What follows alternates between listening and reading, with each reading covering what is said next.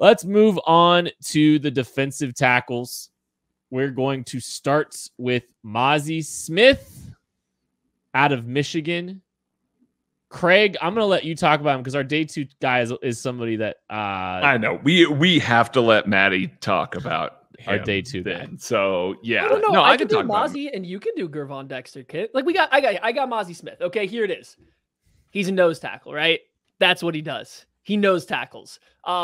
If you watch the right game, you see some explosiveness. You see some really good athleticism. He's very agile laterally for a 330-pound guy. He can sidestep a guard. He can sidestep a center. He can throw them out of the way. So there's really good lateral agility. He's a very good athlete in that regard, and he's incredibly strong, right? So right there, you have this guy that strong, can hold up versus the run, can hold up versus double teams, is actually really good at locating the ball, holding his ground, locating the ball, and going to make an impact on the play, or at least freeing up other guys.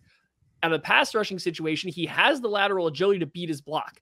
The one issue that I kind of have with Mozzy Smith is I really don't see a lot of pass rush potential, because once he beats a block, it takes him a minute to get going and close on the quarterback.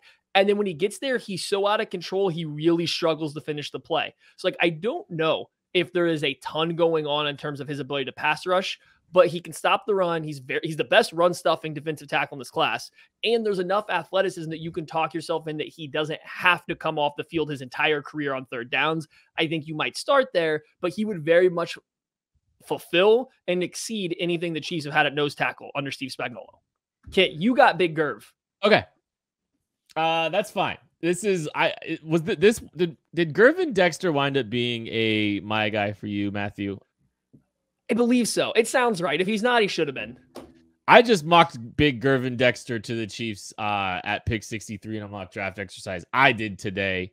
I don't know if I'm not driving the bandwagon like Maddie Lane is for Griffin Dexter, but I'm on the ride for sure. I am a very big fan of Griffin Dexter.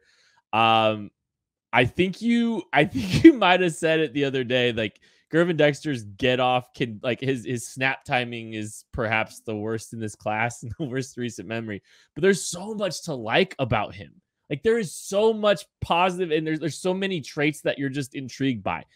I think I told Maddie this the other day. There are snaps where he looks like Chris Jones. Like, there are snaps rushing where he's, using his length, he's getting his hands clean, he's getting his body clean, he's shooting a gap and making plays in the backfield without a great get off. But it looks like Chris Jones coming out of college. More specifically, coming out of college, I think, is the best way of putting it. But I think he actually plays the run pretty well too.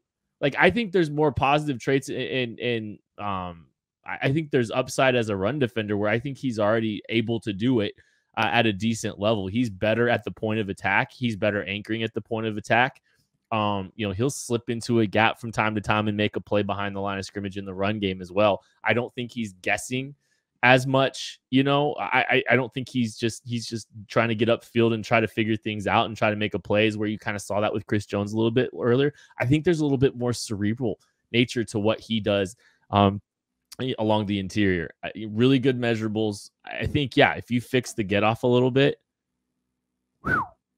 terrifying. I think he'd be an outstanding fit in day 2. Real intriguing prospect. Craig, day 3 defensive tackle. Western Kentucky nose tackle Broderick Martin. Broderick Martin is 6'5", and he is 337 pounds with 34 3/8 inch arms. I know that people are going to look at that profile and say, you're going to play a 6'5" man at nose tackle. He's going to lose leverage and all that. Guess what? Yes, you are. This man is immovable as a 0 or a 1 tech, and he's got such terrific eyes as a defensive lineman. Mike DeVito talks about it all the time. The ability to extend your arms, get yourself to where you can peek around whoever the blocker is, if it's a one-on-one situation, and control the point of attack, then shed to get to the running back, get to the ball carrier, whoever it is. Broderick Martin does that exceptionally well. He's got so many highlights of him just isolating and controlling a center and one-on-one blocks, even from double teams. He's able to kind of create stalemates along the line of scrimmage, and that is hard to do for anybody these days, especially as it gets to, a little bit slimmer defensive linemen and things like that. Broderick Martin makes a ton of sense for a defensive line that doesn't have a lot of true nose tackle talent. And I think that he's got growth beyond this. I don't know that you're ever going to see him as a pass rusher, like at all, maybe. There may be little glimpses here and there where he's pushing the pocket, but it's not going to be much. But I do see a player that could potentially turn into a truly elite nose tackle. He just plays the run that well, controls gaps that well in a Joe Cullen scheme that's going to play a little bit of light boxes on occasion. Having a nose tackle that you can trust to just be in the middle of the field, especially next to Chris Jones, who we know is going to catch a lot of double teams, going to catch a lot of penetration there. Having a guy that can win a one-on-one and make sure that the run gaps are completely closed next to Chris Jones is a huge boon, especially if you're getting into day 3. Thanks for watching this production of KC Sports Network, the fastest growing sports media network in Kansas City.